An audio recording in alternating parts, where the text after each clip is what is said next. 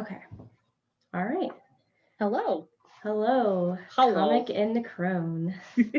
Yay. Okay. So for this week, we pulled two separate cards for the energy of the week. I'm going to go ahead and share mine. Okay. For this week, I pulled the Underworld, and Kaylin pulled The Queen of my light. That's okay. The Queen of Swords. Yeah.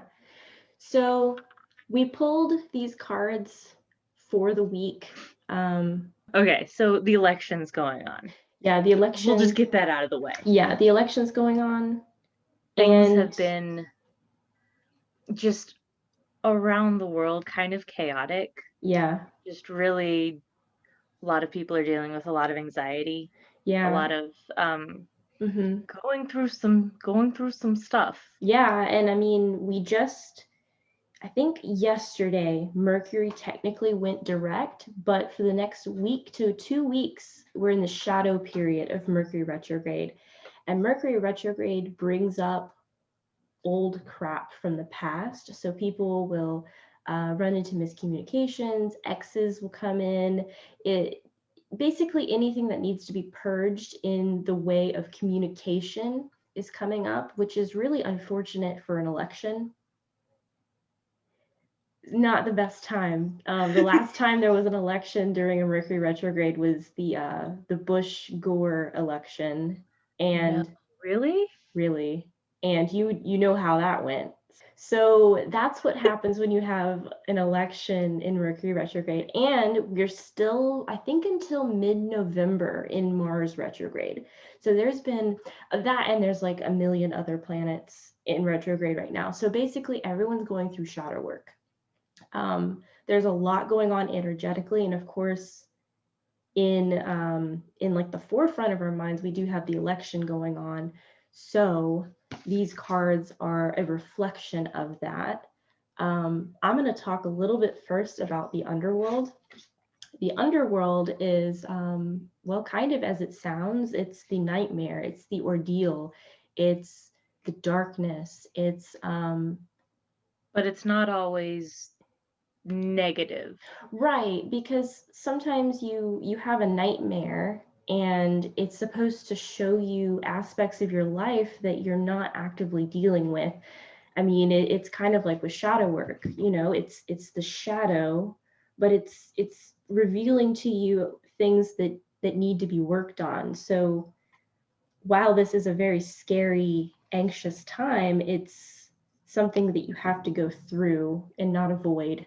And it is just part of the cycle. It is a part of the cycle.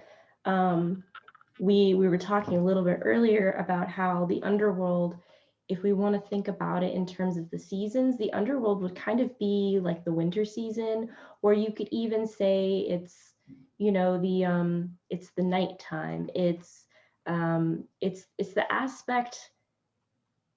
aspect of life that is not filled with light and necessarily happiness and the fluffy, sugary, nice stuff, but it's still part of this natural cycle, and it still illuminates for you things that are important.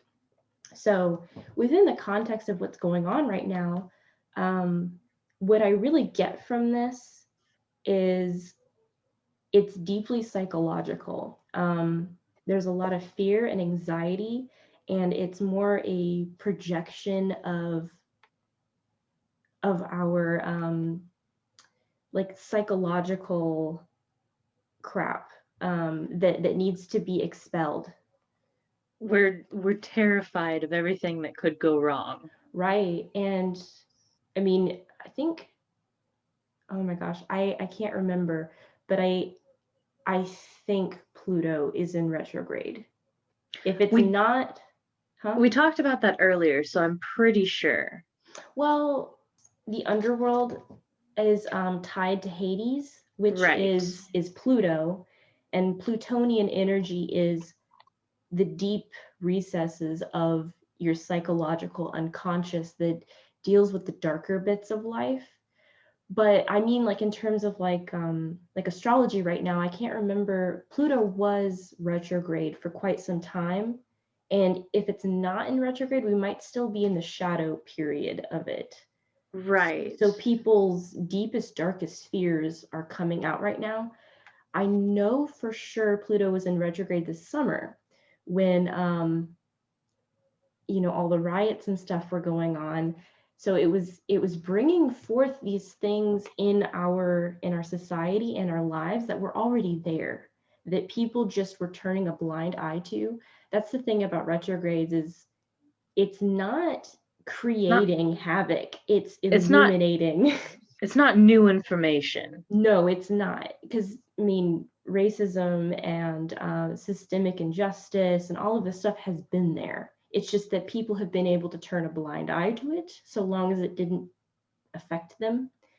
And this summer, that was no longer an option because it was being broadcast live for everyone to see. You can't not look at it. Right. It is impossible to not see it. Right. So when this card comes up, keeping that Pluto energy in mind, what does that say for right now and for the next couple of days going into the coming week? All of this fear and anxiety that has been building for like a couple of years now, I think is coming to a head, and it's turning into this ordeal. I really think that there's going to be some massive reveal, and I don't think it's necessarily going to be this huge destructive energy in that like we're going to experience some kind of apocalyptic type thing. It's more going to be like, there's the monster that we've all been sensing. This like something is off, something is wrong. Right. You can't figure it out. Right. And that's been across the board with a lot of people that I've talked to. Yeah. A lot of people just sensing this not right. And obviously there's all of this stuff going on that we can clearly see is happening. But there's still something that we're not seeing. Right. There's this hidden. And the underworld, it's projecting that outwards and allowing you to really see the monster, so to speak. So yeah. Would you like to talk about your card now? So, for everyone, I am unpracticed. I am learning, and I'm working intuitively on kind of seeing what's here and what I know and what I feel from it, but I don't know cards. And that is okay. I'm working on it. Yeah. So I got Queen of Swords, which having a hard time putting it close to the camera because of the light, but you can see like there is this storm back here. Like it's wasteland, it's cloudy, and she's holding a sword, and it is feminine energy, but it is strength. It is holding the line. It's taking up arms to steel yourself. And from what I understand, queens are water emotion, that energy. And swords are like airy thought energy. So it's goes back into this like more liminal anxiety of something's around, something's happening. Right. Like, but this is saying, to hold the line, pick up a sword, stand against it kind of stuff. So it's like it's mental in nature. It's once again, it's got that psychological element to it because of the queen. Queens in so court cards in tarot, queens embody a kind of undertone of water energy, which is the more like mushy gushy emotions, I guess. It's the more what we would Pisces. what we would Yeah, it's more like what we would consider to be the baseline emotion kind of thing. And then swords are always going to be air energy, which is the intellect, the mental facilities. So what this card is saying is that there is a psychological element to this, but it has to do with communication and the intellect. People are feeling things, like base emotion feeling things, and the sword that you take up to steel yourself against these things is legitimately your intellect to see what is right, what is not, and steel yourself against what people feel. I do find that really interesting. And another thing that I find interesting about your card pull is that the Queen of Swords, I associate her with someone who sets boundaries. So in a way, it's kind of like the divine feminine, the archetype of the divine feminine wielding boundaries. We've talked about the wounded feminine, and this is not that. She is in her strength, holding her boundaries, holding her line. Right, because the queen has feelings. She is someone in power who feels a lot, but she wields that sword and she protects it. So you're not going to get through there. So it's almost like, yeah, we've got the underworld. We're going through this ordeal.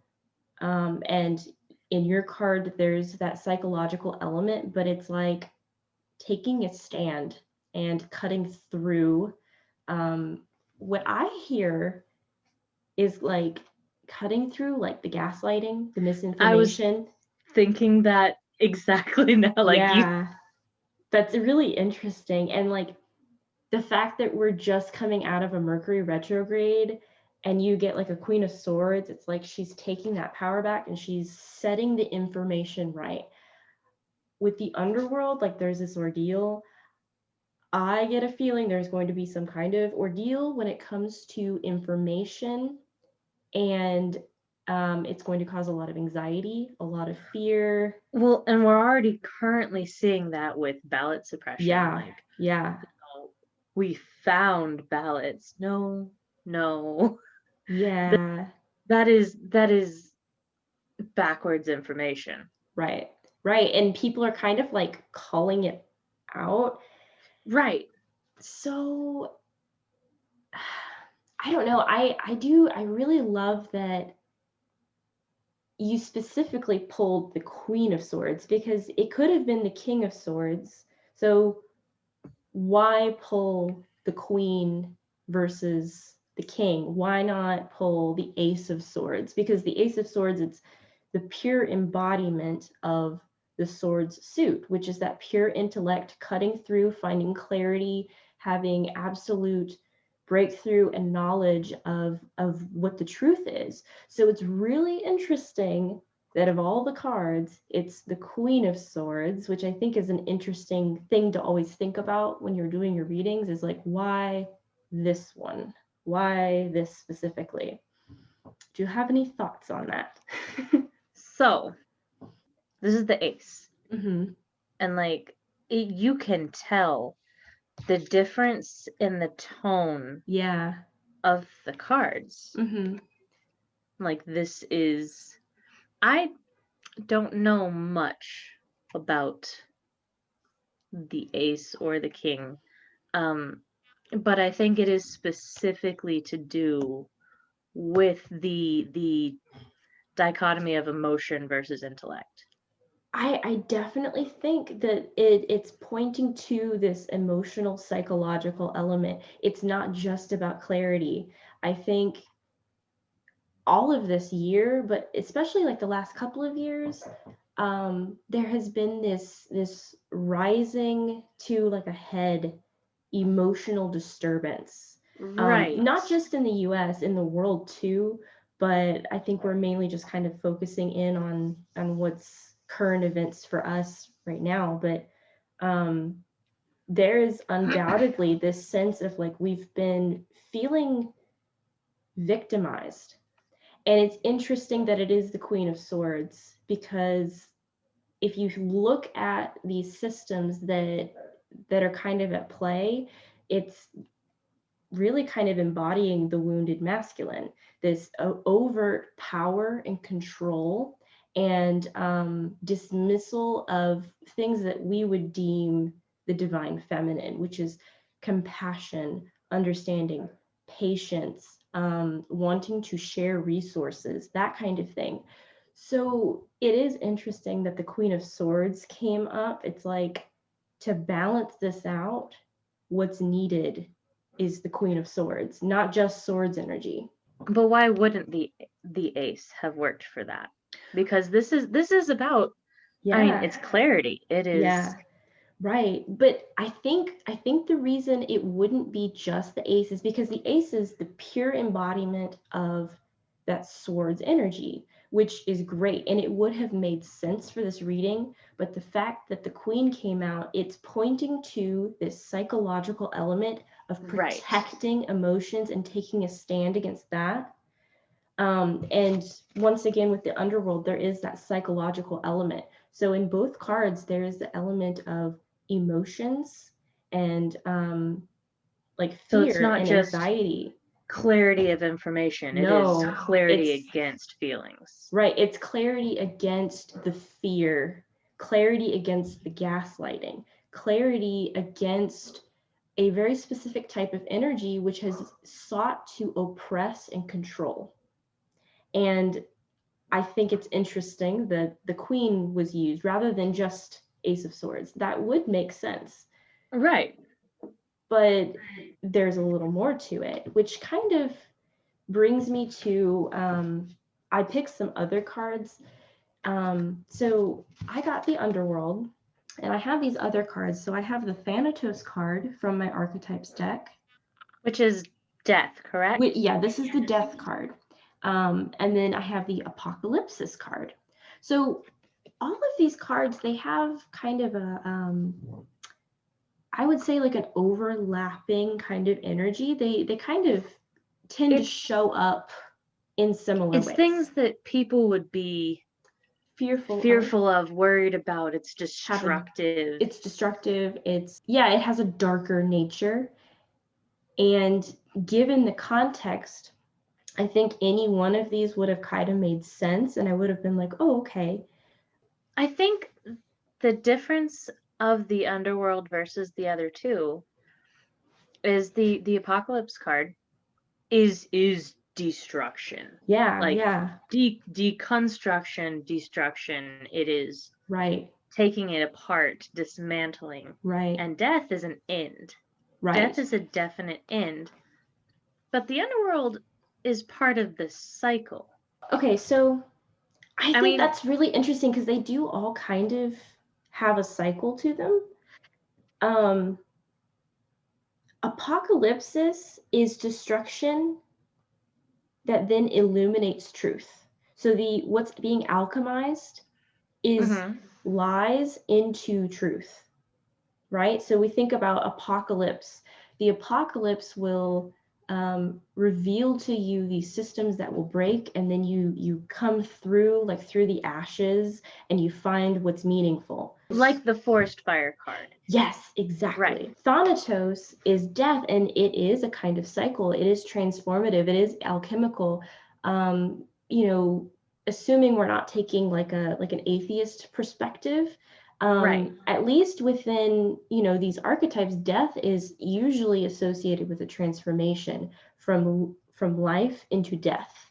Both of these are very physical in nature. Right, but the Underworld is more psychological. So in one, you have more of a energetic or even kind of physical transformation. In Apocalypsis, it's more of a it has to do with truth, turning lies and what's crumbling into truth.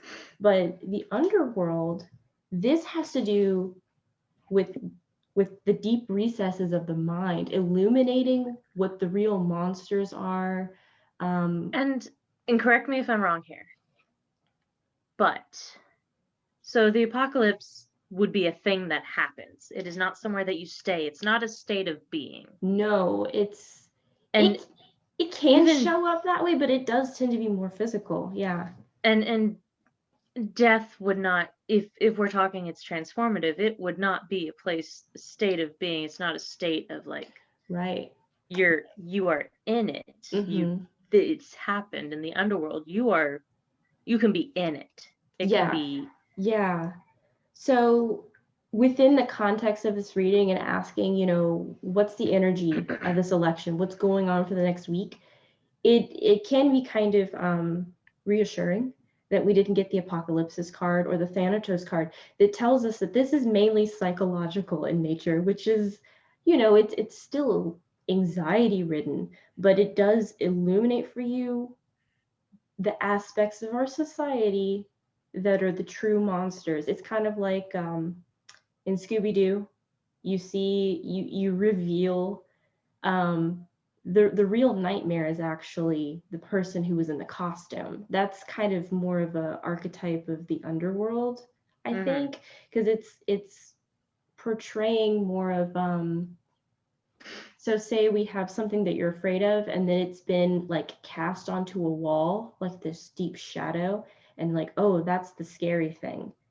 That sweater hanging out of the closet. Right, exactly. But then you turn the light on and it's just a sweater. Right. And that is kind of that swords energy that's cutting through the bullshit, cutting through and saying, no, that's not actually. You're the kid sitting in bed and you feel you are scared because you see it, it's a shadow, and you feel scared, but then you're like, no, that's a sweater. Exactly. So, whenever you do readings, you sometimes have to ask yourself why this card and not these other cards, because they're very similar, and that can really kind of lead you into what the actual energy is. And so that is reassuring for this week. We don't really have to expect, I know with like the pandemic and stuff, we've kind of been in this like apocalyptic mindset, like, oh, like, and the Thanatos card didn't come up. So this does tell me that this is mainly going to be an unsettling ordeal kind of thing.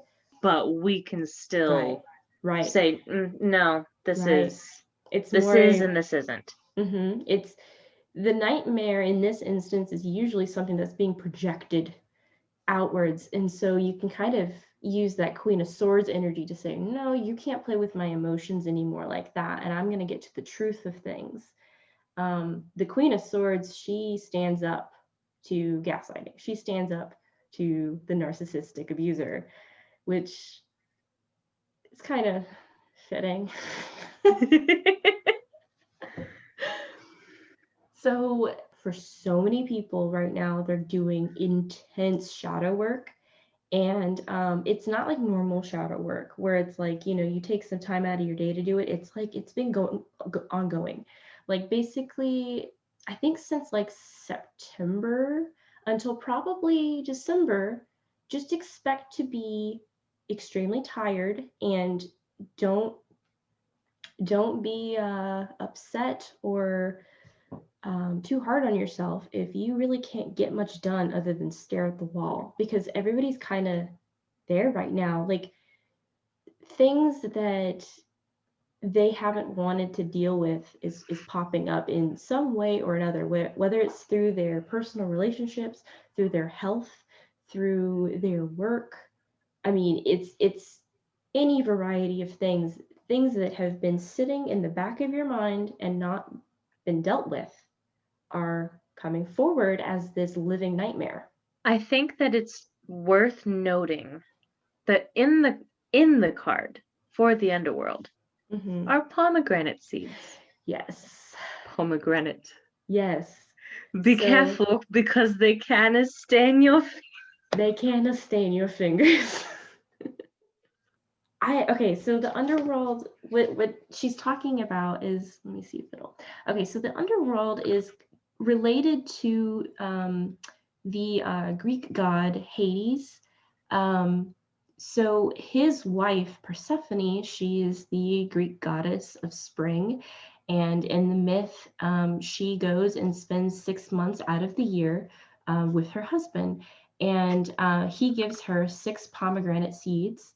And the pomegranate seeds are a representation of how long she will stay with him. And then she will go back and be the goddess of spring. So even in the underworld, there is this promise of rebirth. That, like, you will get through this and this will be growth. Yes. This will be healthy again. Mm-hmm. Yeah, it is not this forever thing. You will always wake up from the nightmare. The thing is with nightmares, though, is that, you tend to keep having recurring nightmares until you deal with what's causing the projection, which is the nightmare.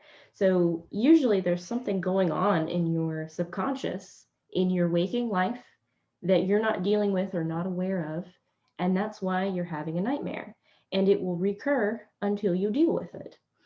I used to have this recurring nightmare years ago, where I would dream of a house which was supposed to be this representation of my psychology. My family lived in the house, and there would be like 3 levels, and they'd get up to the top, and there would be this red door, and it was the attic. And I knew that there was something behind that door that I did not want to see. And instead of going behind the door, because this house was tricky and wouldn't let me find my way out, I would just jump down. And I kept having this dream over and over and over again. And basically, over time, I eventually found my way into the attic. And I remember the attic was like crowded, and there was like something lurking in the attic. But it was this, the nightmare was a projection of things that I wasn't dealing with in my life. And as I was dealing with it, the dream would progress. And that is very much the archetype of the underworld, of the nightmare, is you have to deal with it. The only way out is through. I still love that you guys have a red door now. I know, so that is so interesting. Like, you got through stuff, and now the red door. Yeah, it was like the end of this cycle happened, and it kind of culminated in a very specific event. But literally the next day, my family was having a door installed, and it was a red door, and it was on the front door. So it was kind of like this symbolism of, like, instead of it being the attic, now This it's isn't the front hidden. door. Yeah, it's not hidden anymore, and it's this new beginning, and it was just too perfect. It was just too, I don't think, maybe it was a coincidence, but I felt a very divine connection to that. So I felt it was symbolic, deeply symbolic. Like, I'm no longer hiding from this, and now it's the front door, and I've dealt with this cycle that I was going through. I guess we can draw the cards for the coming week, or okay. I guess the card. I don't know if you want to draw one as well again. Yes. Okay. Give me a moment. Okay. I'm gonna go ahead and shuffle and get my card. Okay. I'll put a book on top of my keyboard because my space is limited. You're good. Okay, so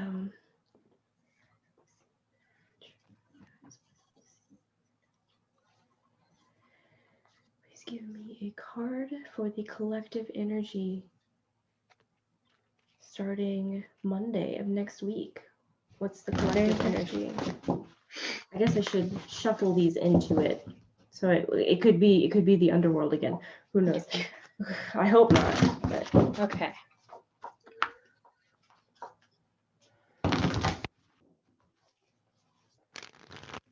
Ooh, interesting. So for the coming week, the collective energy is the shaman. And what is interesting about the shaman is that the shaman, okay. Give me just one second. This next week. We'll talk about it next week. I don't want to get into it too much, but The coming energy is the shaman. Interesting. I can't wait because it's a thing. Okay. Give me 1 sec. Let me get.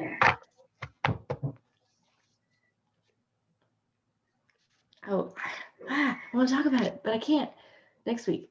What is it? Strength. Oh, interesting. Okay. Okay.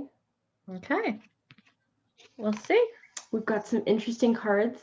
I am really looking forward to talking about it because I am already like, oh, okay, it ties into it this week. Okay. Okay. All right. Well, I will see you next week. Not actually, because we're going to talk sooner, but until next week. In a few minutes. Yes. All right. All right. Thank you so much. Bye. Bye.